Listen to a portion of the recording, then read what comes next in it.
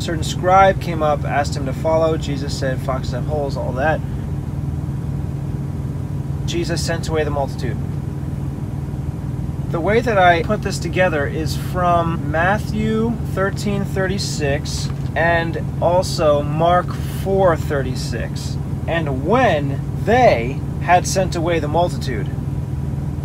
So I put those both together and I had it, then when Jesus had sent away the multitude, they went into a house. I think that the best way, as I mentioned earlier, to combine these, also with now when Jesus saw a great multitude, a certain scribe came to him, is to actually re-separate those two verses from Matthew and Mark. So now it would be that Jesus sent away the multitude, as it was first mentioned in Matthew. So it would be, then Jesus sent the multitude away. Earlier in Matthew, and a certain scribe came and said to him, Master, I will follow you wherever you go. The rest of verse 20. Then I can go to the verse in Mark 4:36, when they had sent away the multitude. So now it's as if the disciples are finishing up the job of shooing everyone away that Jesus started. But Jesus got distracted. He's talking to this one guy. They finished sending away the multitudes. Then they go into the house. So that actually fits fine. Jesus sent away the multitude.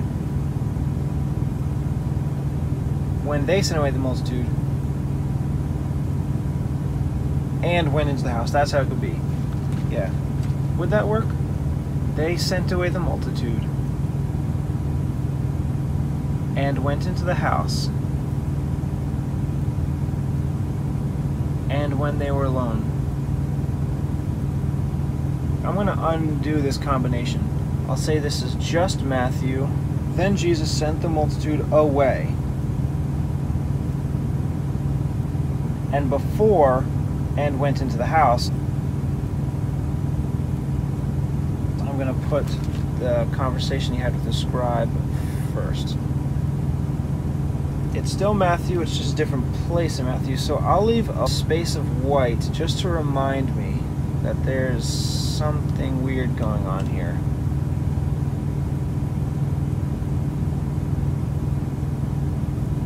And a certain scribe came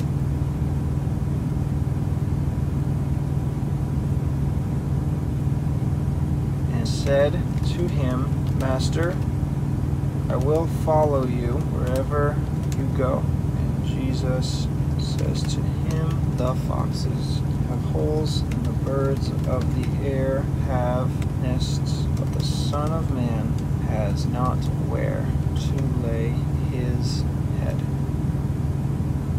Mark, and when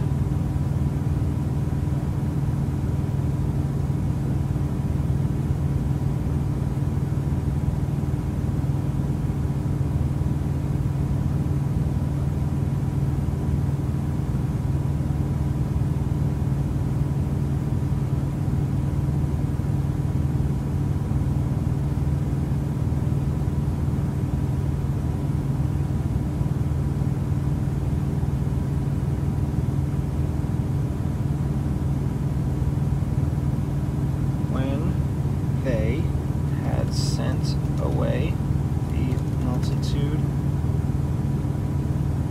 Before I say they took him even as he was, because that comes later, I'll stop there. I can put, and when they were alone. When they were alone, the disciples came to him. I have to wonder, where can I put he expounded all things to his disciples? Because earlier in Mark it says, and when he was alone, they that were about him with the 12 asked of him the parable. Mark says twice, earlier, when they were alone, they that were about him asked, versus when they were alone, he expounded. I don't know why Mark mentions twice. When they were alone, he expounded all things to his disciples. really weird. I guess I could just say when they were alone is from Mark 4:10 and also from Mark 4:34. I could do that.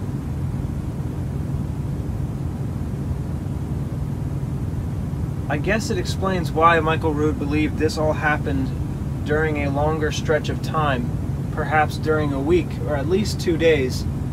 But you just can't get over the same day at the beginning of 13 in Matthew and the same day at the end of all these events in Mark 4. You can't get around that. So I'm going to keep it, and when they were alone, I'm going to put it in one place in the addressing. I'll say that those words are from Mark 4:10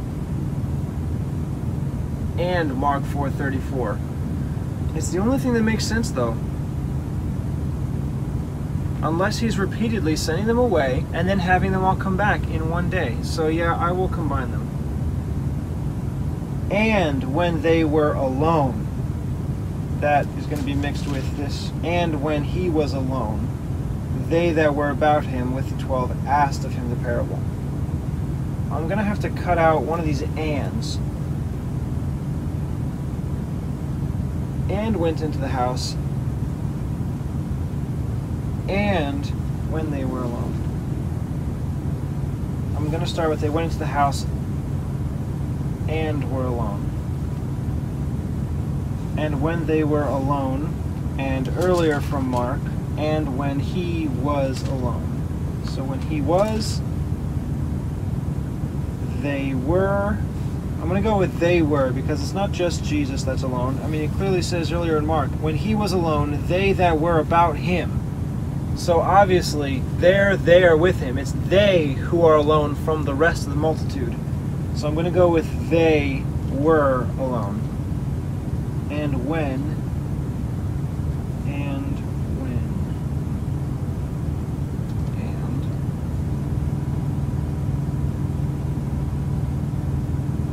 I don't want this other and when they were alone. Okay, this and, now I'm going to mix it with this and from Mark. And when they were alone. Because I don't want to have all three of these sentences begin with and. So this and is both.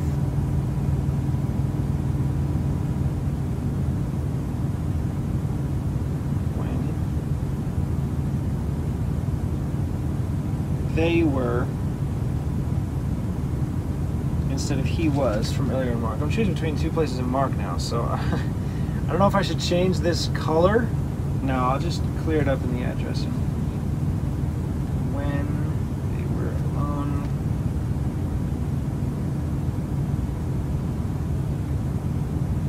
When they had sent away the multitude and went into the house.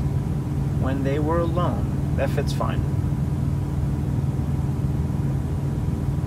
Jesus sent them away.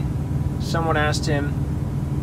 You're just going to have to understand that his disciples, I mean, it says both of those things in Matthew and Mark, so I'm actually keeping it more according to what it originally says in Matthew and Mark. You're just going to have to figure out pretty much what I figured out. Jesus sent them away, got distracted, then they continued sending them away and went into the house, all of them. I did something kind of interesting with the addressing here, because that phrase, when they were alone, those four words are in two verses in Mark 4. So, similar to what I did earlier, I put that white space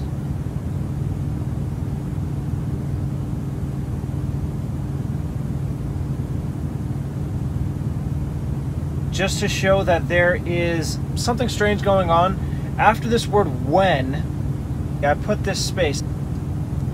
Because when is here in Mark 4:10 AB and also Mark 4:34 BB.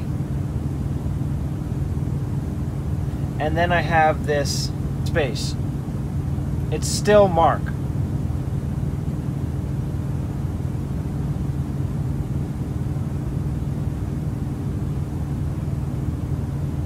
I really want it to be clear where the breakups of these words are. So that they were they're separated by a word that in Mark 4:10, but I don't use the word that in this sentence.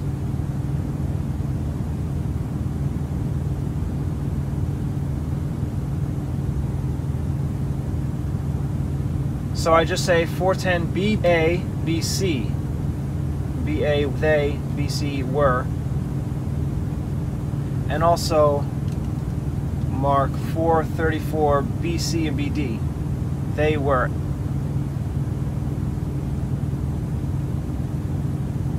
And then alone is Mark 4:10 A-E and 4:34 B-E.